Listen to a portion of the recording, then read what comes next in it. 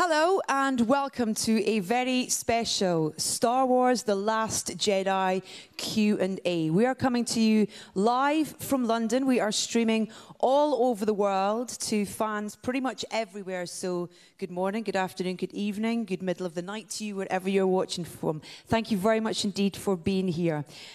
Please, without further ado, welcome this wonderful collection of cast and filmmakers. First, please make him feel welcome.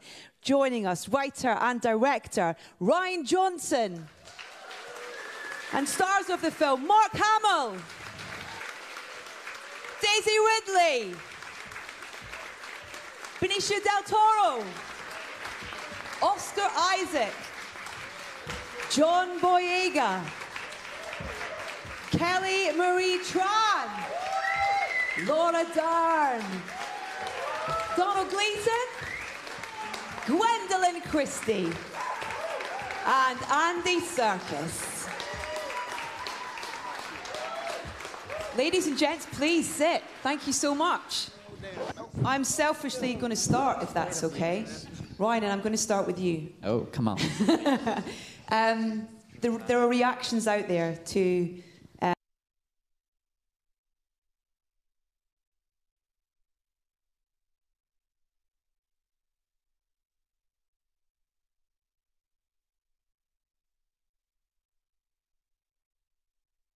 enjoying the movie. You know, at this point, I know we all just can't wait for it to be out in the world and for fans to be able to be there opening night and see it for the first time. We got goosebumps. I'm very excited. I want to quickly ask the new kids on the block down the line, if that's okay, what it was like to join this wonderful collection of film. I'm looking at you, Benicio, you, Kelly, and you, Lauren, as well, in terms of what was it like being on set for the first day with this wonderful collection of people. Kelly, do you want to start that off? Sure. Let me try not to cry. I've been crying enough. You know, I will say that I've said this before, but I do think that I will be reliving those moments that we had on set for the rest of my life in my mind. You know, I was this complete new person, and it says so much about everyone sitting here that I felt at home on that set. Because everyone was so welcoming and open, and I really felt like a part of it. So, thank you, Benicio. Basically the same, because for the first time I was the oldest one on the set. Well, on my set, on the little set, you know, I was the oldest one, so it was kind of interesting. Does that make you the wisest as well, though? Not necessarily.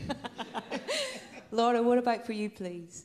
Well, I know we've been speaking a lot in the last 2 days about the environment that Ryan created, but it was so seamless because it felt like any other film family. It felt protected and safe and collaborative and even like a small movie in some unusual way, but then periodically you'd look up and Chewbacca or R2-D2 would pass, and you were reminded of the environment you were in, but it was extraordinary.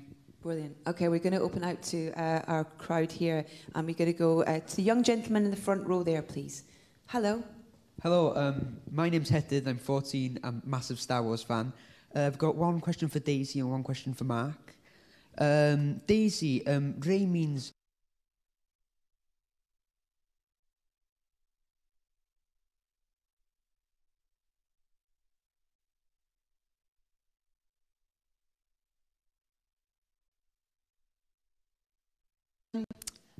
The thing is, I was always a book person, not a film person, really. So all the heroes I needed were in books. Books have never discriminated quite in the way films did. And I have two sisters and grew up in a very loving household and everything. So for me, I had everything I needed right in my home.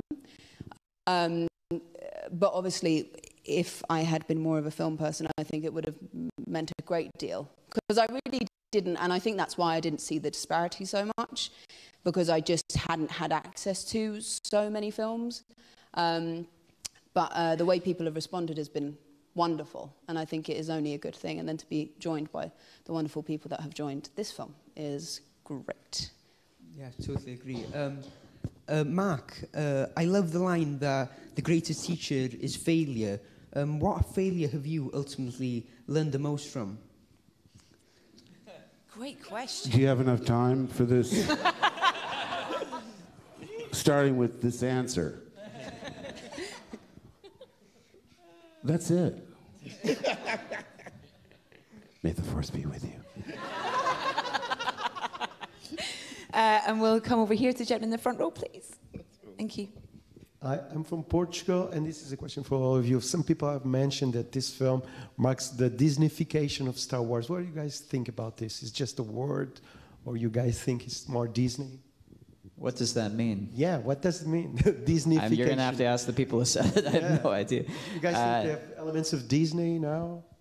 Yeah, I don't know what that means. I know that I was given, and from the very start, Lucasfilm, Kathy Kennedy, and, also the folks at Disney we did interact with, Bob Iger, Alan Horn, Alan Bergman, I know that there was no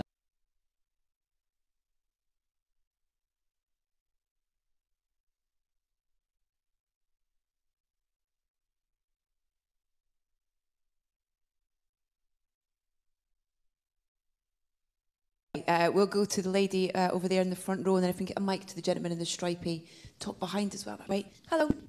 We know that from Force Awakens, originally Poe was supposed to be killed off at the beginning, but you were so good that you came back. I just begged for my life. That's all I did. What did it feel to you as a Star Wars fan, which you've mentioned before, to come back and have such a main role?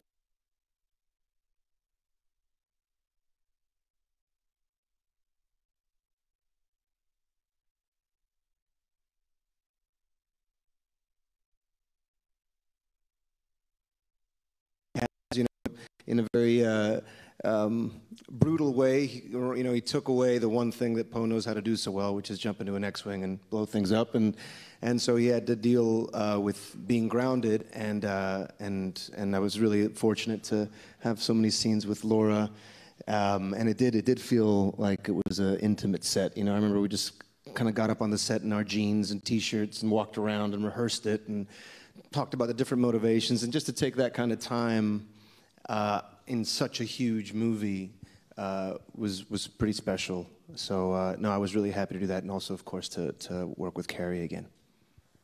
Thank you. Got a microphone here? You guys had a press tour from Prince Harry and Prince William during the making of this film. How was that, having them visit the set and see how you made the film? I wasn't there that day, but you guys were, right? Daisy showed them around. Daisy, you were the tour guide. You led the tour. Daisy was there, yeah.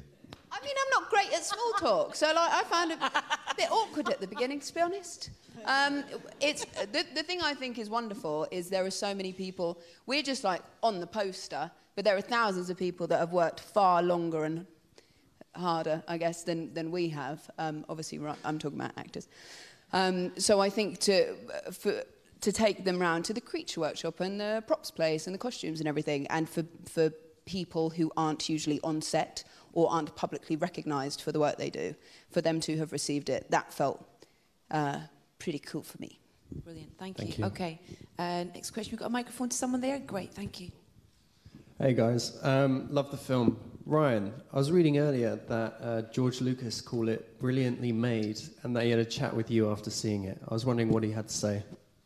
Yeah, he was very gracious. He had some very kind words. And I grew up not just loving Star Wars. I went to the film school I went to because I read a book about George Lucas and saw that he went there. So to have a chat with him and to have him be so kind and gracious about the movie that we made, it felt pretty good, man. It felt pretty good. I'm going to quickly duck into a question that's coming on social here, and that is from Thomas Allington, who asks, Daisy and John, was your training for episode 8 more difficult or challenging than it was for episode 7? John? Yeah, in a sense, because the weapon was different for me this time. But I was training mostly with Gwen, doing a lot of stunt training. And Gwen has a really strong reach. So one must dodge and pirouette around her at all times, which is definitely more challenging for real. How did he match up, Gwen? John Boyega is a force in every sense.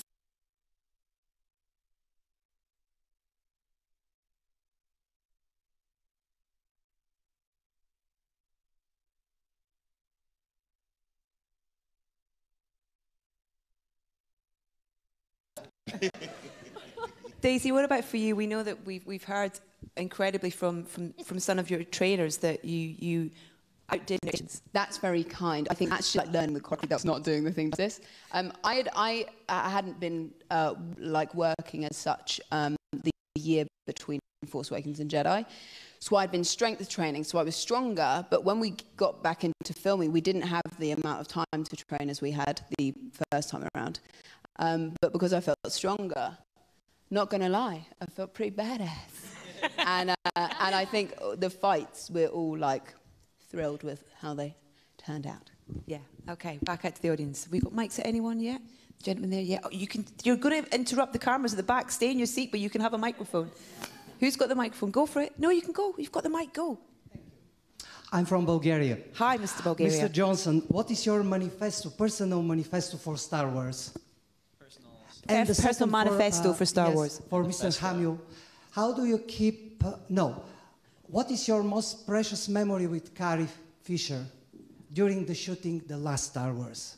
Well, you know, Carrie was first and foremost, she was a writer, and that's how we first really connected. So, I mean, we had a lot of lovely moments on set, but the times that I'm really going to remember her were when we were hanging out before the shoot and just at her house, and she was digging out books for me that she wanted to talk about and showing me, like, she was writing her, you know, the Princess Diaries when we were doing the shoot, and she showed me all the old diaries she had, all the old notebooks from the original shoot, and talking about words and just, you know, hanging out with her, man. That's I feel really lucky I got to have even a little bit of time to know her.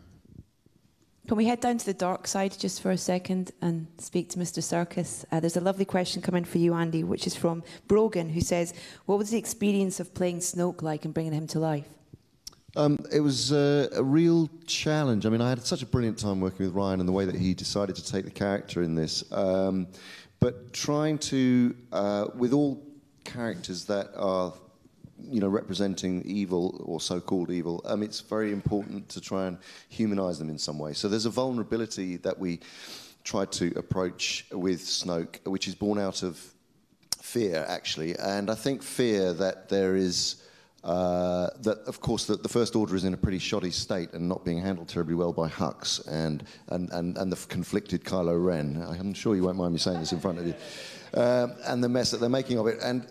But the thing is about Snoke, there's this sort of public hologram, 5 o'clock in the morning hologramming appearance that he does to scare people. But then there's the sort of the wizard behind the curtains, like the Wizard of Oz. There's this quite frail, fearful because there is this very powerful feminine energy that he knows is coming, and to take him down, and but always trying to find a kind of spark of humanity within that, even though he is, you know, a kind of a representation of evil. Thank you. Donald, can I bring in Hux there as well, please, if that's okay? Hi. Was there any other roles that you drew inspiration from for him? Because he's such a fascinating dark character and an evil character. He has layers to him, I think. No, not really. Myself and Ryan talked about the idea of just like a kind of a kicked dog, you know, because he's kind of undermined in the film, but you don't want him to lose the capacity of causing some damage, you know. So, yeah, we just talked about the fact that, you know, a dog who gets kicked over and over and over again, eventually he'll bite back pretty hard. So that was kind of what we looked at, the hilarious notion of a kicked dog. Great, thanks. Lady down the front. It's the Disneyfication, I think, of the character, the kicked dog. Hi. There's been amazing representation and diversity in Star Wars, probably now more than it's ever been before. In front of the camera, but behind. Obviously, Ryan, great movie, but we've yet to have a woman director or a person of colour directing it. Why do you think this hasn't happened? I suppose it's open to everyone. Do you think it's about time that we have someone other than a white male directing Star Wars? And how can we improve that? Or have you got any female directors you think would be great? Hell yes, it's time. Yes, and there are so many. I mean, my God, there are so many incredibly talented, you know, female directors of color out there. Yeah, absolutely, and so many that I would love to see play in this universe. God, man, yes, please. Let's. I would love it to happen. Great. And over to someone with a microphone there, please. Hi, Emma from The Standard.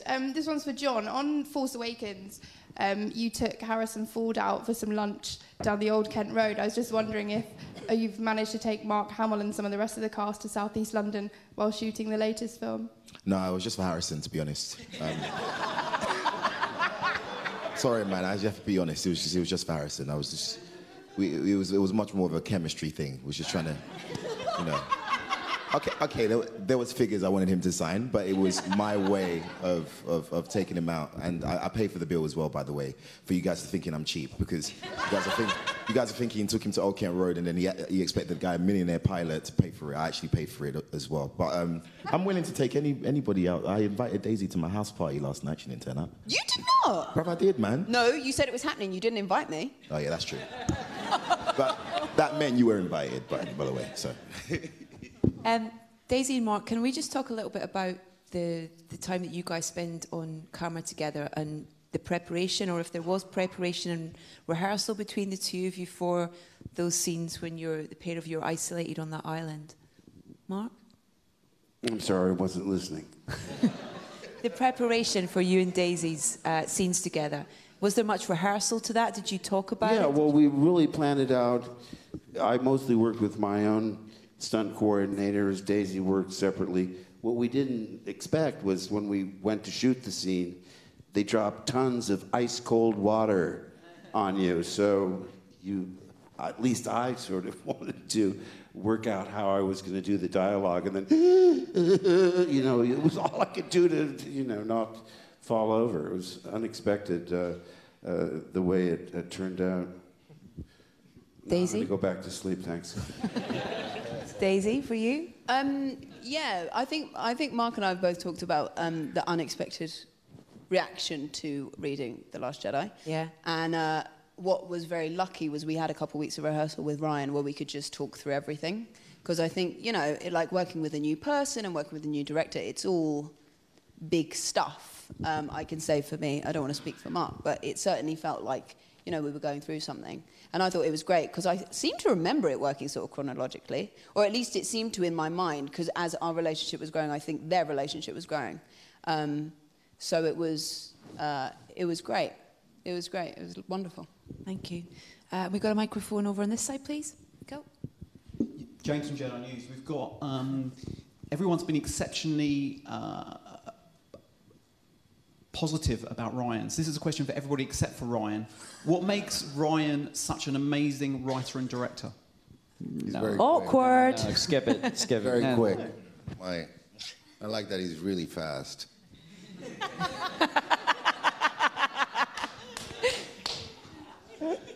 Like running?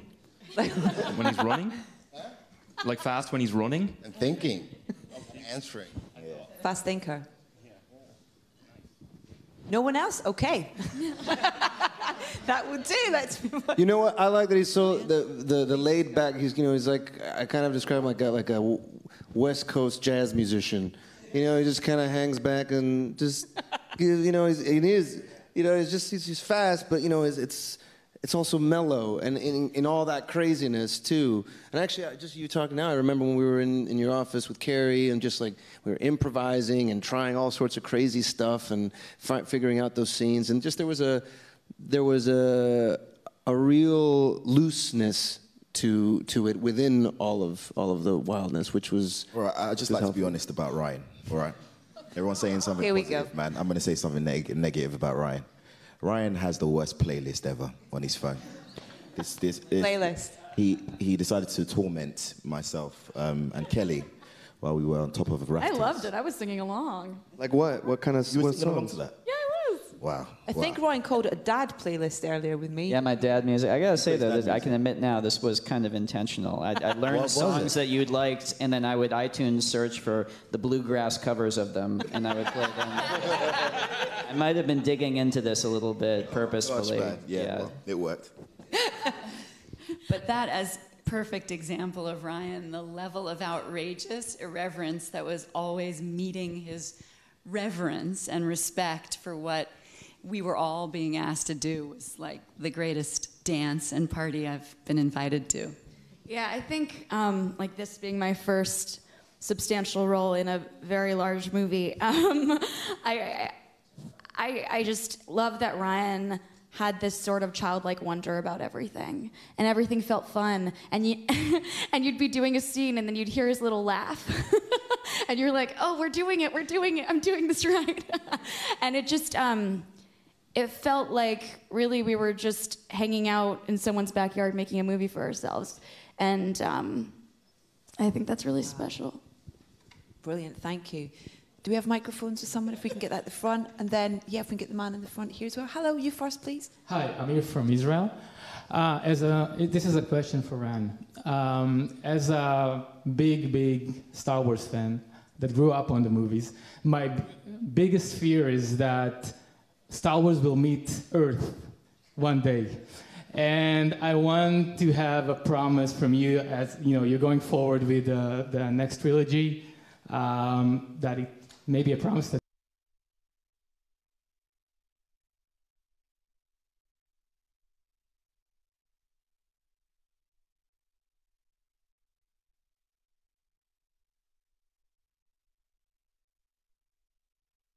Luke Skywalker will never, fade up into modern day New York. Although that would be a really funny fish out of water story. Just use an elevator and wacky hijinks, taxi cab drivers.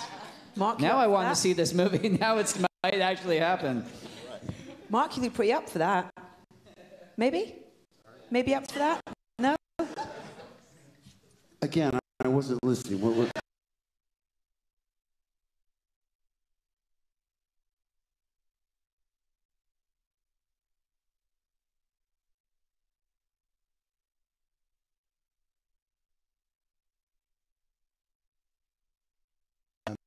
yourself that right here you've said yourself that Star Wars is a lot about family, dysfunctional family, and as the sort of godfather of Star Wars, how protective did you feel about the newer cast members, particularly Daisy sitting next to you, and also how protective did you feel about the character of Luke Skywalker when you saw what Ryan had written in the screenplay when you first read it? Well, first of all, the cast is spectacular. You know, each one so talented in their own way. But, you know, like you say, I felt a strong sense of nostalgia. Like, I used to be the orphan discovering hidden powers. Now we've got this one. I used to be the hotshot, impulsive X-Wing fighter. Now we've got Oscar. I used to be the one sneaking around enemy territory in disguise. Now we've got Rose and Finn. So, you know, I had to fight the irrational urge that it's a bunch of strangers rummaging through my old toy box playing with my toys. But basically now at this age, I'm happy to let the kids do the heavy lifting. Thank you, sir. Okay, we got a microphone over there. Hi, everyone. There's a bit of sadness, obviously, surrounding the film, the loss of Carrie. But 2 years ago, she was here with you guys, and she was incredibly funny and had some funny anecdotes, including Daisy telling you that not to go through the cast like wildfire. Are there funny things you take from this particular film, memories you have of her? Who would like to pick that one up? Donald, do you want to mention it? Because you had some lovely words to say last night on the premiere when you said what you would take away from this experience and Carrie. With Carrie? Yeah. Yeah, well, I didn't really get to work with her on the film. I just, but she was, I mean, it was similar to Mark as well. She was really cool about coming up to people and not having to make it a thing to have to approach her to say, hi, I'm in the film, can I say hello? And, you know, she was just really generous, first of all. And then second of all, just, I think the magic of film is that you live forever. I mean, for people who knew Carrie, she'll live forever for them anyway, because she was just amazingly big-hearted and just totally herself and as irreverent as anybody I've ever met in my life, you know, and wore it all very lightly. And then we get to see her as Leia in this film for the last time, I guess, and she's really brilliant in it. One of the amazing things, nobody knew what was going to happen with Carrie, obviously, and I love that Ryan wrote her a beautiful film, and I think that that's really cool that that's the way it worked out. Let's go to another question, please. Do we have a microphone to the gentleman in the front there? And then if we can get one over that side as well, that'd be great. Hello, sir. Question to the director. You have such a lot of talents here, but there are two in your movie called, I think, William and Harry as troopers. I hope you didn't cut them out from the movie. And on which place we could await them in the movie? Let's leave the enigma and the secrecy. I can neither confirm Yeah, nor deny. You, sir, have been reading the internet. We said this was a no spoilers. I used the opportunity when I met the princes. They came for a tour when Daisy gave them a tour, and I used that opportunity to try and solve something that had been bothering me since Return of the Jedi. Because when they told us that Carrie and I were brother and sister, I said, well, wait a minute, if Luke's Princess Leia's brother, doesn't that make me royalty? And she immediately said, no. I said, all right, Carrie, I'm just asking. But when I met the princes, I said, really, I really want your opinion on this. My mother was Queen Amidala. My father was Lord Vader. My sister is Princess Leia. Doesn't that make me royalty? Unfortunately, it was a split decision because William said yes. Harry said, I need more information, but I said, darn it, I need the ammunition to rub it in Carrie's nose. It's been going on for 40 years. Thank you, Mark. Next question over here. Thank you. Hi, I'm Jonathan from Star Wars Insider magazine. I'd like to ask you guys, what is it like, for us mere mortals, we wouldn't know, what is it like being immortalised in plastic as a toy? Who wants to pick that one up? John? Still waiting for that check.